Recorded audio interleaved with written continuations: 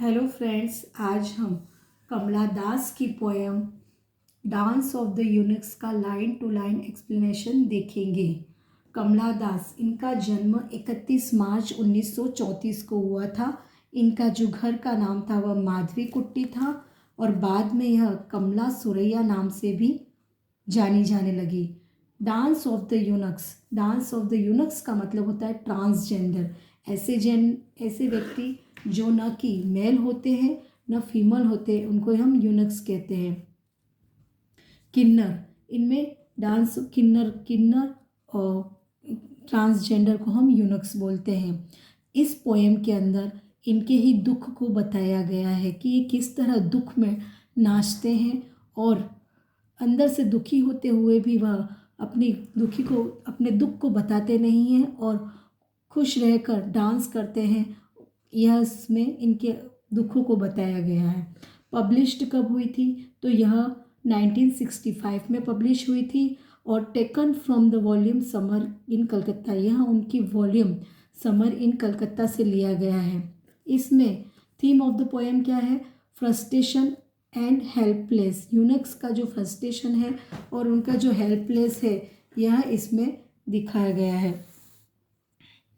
यह इनकी एक ऑटोबायोग्राफी भी फेमस है। कमला दास की एक ऑटोबायोग्राफी फेमस है, माई स्टोरी। ठीक है। और इनको कन्फेशनल पोएट भी कहा जाता है। अब हम पोएम देखेंगे। It was hot, so hot before the Unix come. Unix के आने से पहले गर्मी थी, बहुत ज़्यादा गर्मी थी। To dance wide skirt going round and round gamble. यह वे डांस कर रहे थे और वाइड स्कर्ट, उन्होंने बहुत ही बड़ी घेर वाली स्कर्ट, घाघरे टाइप स्कर्ट पहन रही थी जो गोल गोल घूम रही थी। कैम्ब यानी एक इंस्ट्रूमेंट का नाम है। Richly clashing and ankle jingling jingling jingling beneath the fiery groomer with. यानी कि उन्होंने पैरों में घुंघरू पहन रखे थे जिसकी आवाज़ आ रही थी जिंगलिंग जिंगलिंग। ठीक है। यहाँ पर ओनोमोटोपेया फिगर ऑफ स्पीच का यूज़ किया गया क्योंकि साउंड आ रही है जिंगलिंग जिंगलिंग। ठीक है। Beneath the fiery Gulmohar with, यानी कि फायरी गुलमोहर किसी ने, ऐसे तो गुलमोहर का वृक्ष जो होता है वह ठंडा होता है, लेकिन उतनी गर्मी थी इसलिए यहाँ पर और उसके नीचे ये खड़े थे गुलमोहर के वृक्ष में, फिर भी उनको गर्मी लग रही थी इसलिए यहाँ पर फायरली गुलमोहर यूज़ किया गया। Long braids flying, dark eye flashing, they danced and oh they dance, they blade, there were green. उनकी जो लंबी चोटी थी वह फ्लाइंग हो रही थी, इधर flashing, they dance dance and oh they dance, they blade. उनकी जो लंबी चोटी थी वह इधर उधर घूम रही थी।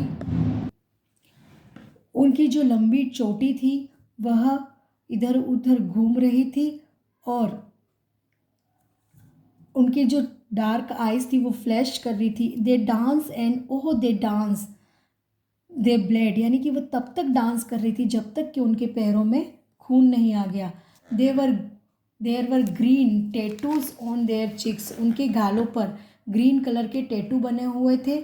जैस्मिन इन देयर हेयर, उनकी जो हेयर थे उसमें जैस्मिन के फूल लगे हुए थे। Some were dark and some were almost fair. कुछ डार्क, कुछ यूनक्स थे जिनका रंग सांवला था और कुछ जो थे जिनका रंग फेयर था। Their voice were harsh, they sung songs melancholy and they sung of lovers dying or children left born.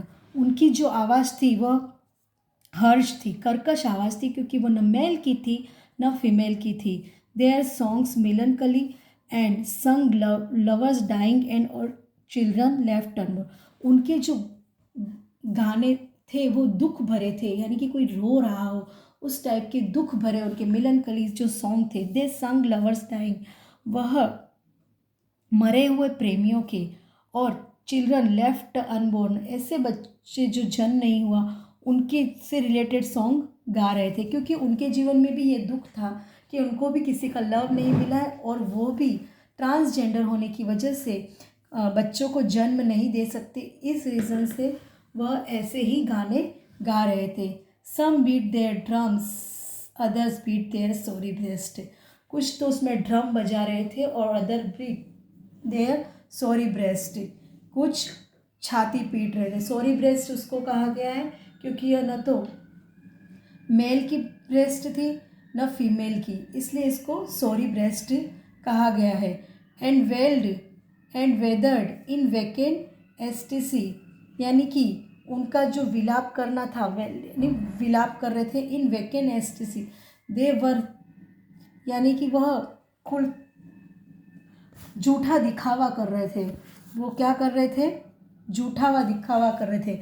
अंदर से तो बहुत दुखी थे, पर अंदर से वह बहुत दुखी थे, लेकिन वह बाहर से ऐसे दिखा रहे थे कि बहुत खुश हों, और इस तरह से वह दूसरों की खुशी में नाच रहे थे, जबकि उनके अंदर, उनके पास ऐसी कोई भी खुशी नहीं। तो वो न तो बच्चों को जन्म दे सकते थे, न ही उनके पास और कोई ऐसी खुशी थी, फिर भी वह झूठा दिखावा कर रहे थे और नाच रहे थे। They were thin in limbs and dry like half burnt logs from, यानी कि यहाँ बताया गया है कि उनका जीवन कैसा था, एकदम दुख भरा सूखा जीवन था, जैसे कि कोई अर्ध जली लकड़ी हो, ऐसा उनका सूखा जीवन था। उनके अंग भी थे, वो भी लिम्स जो थे वह भी एकदम दुबले पतले थे।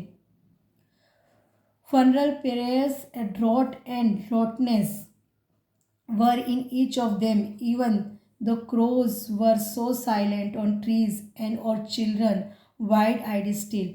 उनका जो प्रेयर्स थी, उनके जो थे वह दुख भरे थे, बहुत ही सूखा था उसमें, और रोटनेस थी, सड़ा गला था। वर इन ईच ऑफ देम, उन सब की, इवन द क्रो, जबकि वहाँ पे जो कौवे भी थे वो भी उनका जो सॉन्ग था वो सुनकर और उनको देखकर साइलेंट हो गए थे। एंड और चिल्ड्रन वाइड आइड स्टिल, और जो बच्चे थे उनको एक नज़र से टकटकी लगाकर देख रहे थे, यानी कि सभी उनकी दुख भरी जो तो उसको सुनकर, यानी कि जिस तरह से वो गलियों में और घूम के दुख भरे सॉन्ग गाते हैं, तो इधर कौवे वगैरह सारे क्रिएचर थे वो शांत हो गए थे और सभी उनको एक टकटकी नज़र लगाकर देख रहे थे। All were watching this poor creature, सभी उनको देख रहे थे। The sky cracked then thunder came, तब बादल भी गरजने लग गए और लाइटनिंग होने लगी, बिजली चमकने लगी, और मिगर रेन, यानी कि थोड़ी सी बरसात भी हुई, और वो इस तरह से स्मेल्ट कर रही थी, उनकी डस्ट में स्मेल आ रही थी जैसे कि एक्लिक्स and urine of lizard and mice, एक बदबू भरी स्मेल आ रही थी जैसे कि लिजार्ड और माइस की यूरिन उसमें मिल गई हो।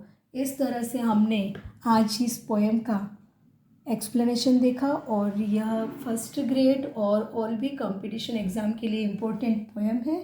आगे हम और भी वीडियोस लेके आएंगे। Thank you, thanks for watching.